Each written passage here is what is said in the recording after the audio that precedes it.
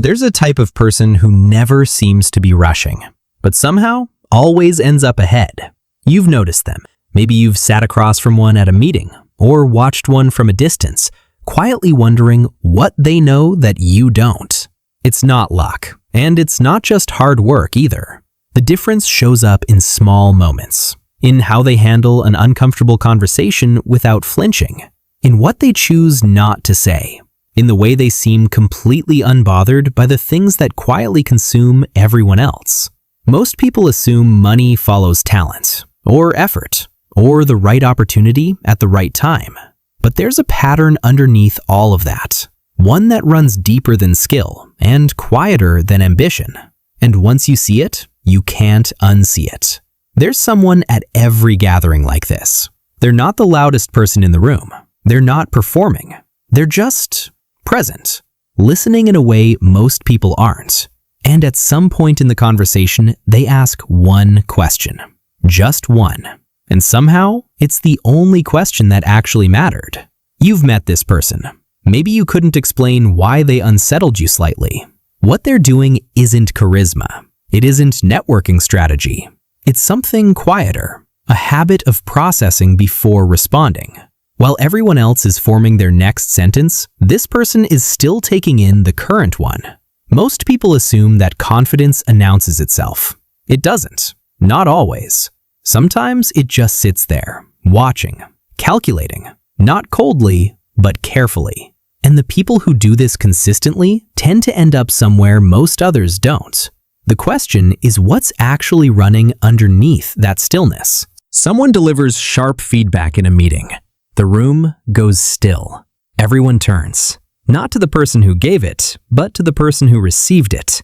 There's almost nothing there. Not defensiveness, not a quick explanation. Just a pause, a small nod, and a measured response that addresses the point without touching the emotion behind it. Internally, they felt it. Of course they did. But nothing leaked. You know the alternative. You've lived it. The flush of heat, the impulse to explain yourself immediately, the words that come out slightly too fast. That reactivity costs something real. Not in a dramatic way, in a slow, accumulating way. Credibility that quietly erodes. Conversations where you gave away more than you intended to. Emotional non-reactivity isn't coldness, it's leverage. Held quietly, used rarely, almost never announced.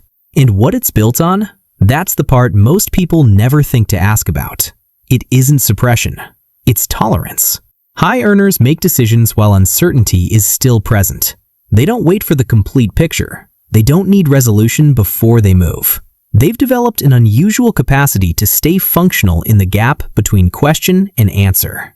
Most people find that gap unbearable. You might recognize this in yourself. The need to know now, to have it settled, to stop the discomfort of not knowing which way something will go. That's not a flaw.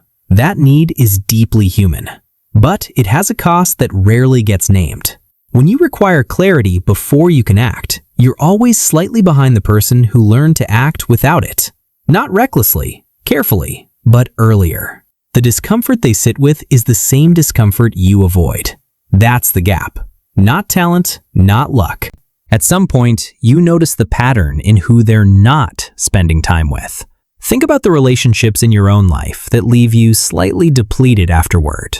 The ones where you showed up consistently, listened carefully, gave generously, and somewhere along the way, started to realize that the energy was only moving in one direction. You probably called it loyalty for a long time. A person invests months in a friendship, always the one who initiates, always the one who adjusts. One afternoon, it becomes undeniable. Not through a single event, but through the quiet accumulation of small asymmetries. The internal reaction isn't anger. It's something closer to embarrassment, because they had noticed earlier and said nothing. High earners are selective in a way that looks like coldness from the outside. It isn't. It's the recognition that attention is finite, and that where it goes shapes everything that follows. There's something that separates how they think about time that has nothing to do with productivity. Most people plan from where they currently are, trying to protect what they have, manage what they fear losing, Avoid the worst possible version of how things might go. The future is something to brace for. Research on internal locus of control, the belief that outcomes are shaped by your own actions rather than external forces, consistently shows up in studies of long-term financial behavior. People who carry it don't just work differently, they orient differently. Here's the real contrast though. Most people plan from fear. High earners plan from expectation. You probably think about the future too. You probably have goals, plans, things you're working toward. But notice the feeling underneath those plans. Is it expectation? Or is it anxiety wearing expectations clothing? That belief changes every small decision, quietly, invisibly, from the inside. Go back to that gathering, the quiet person, listening, asking one precise question. You see it differently now. The stillness wasn't passivity. The silence wasn't discomfort. What looked like holding back was actually something else. A set of internal habits so consistent they became invisible. A tolerance for uncertainty. A selective attention. A belief about where they were headed that never needed to be announced. None of it was mysterious. It was just never named. And maybe that's the thing. The behavior was always visible. You just didn't have the language for what you were looking at. Now you do. That changes something. Quietly, without instruction.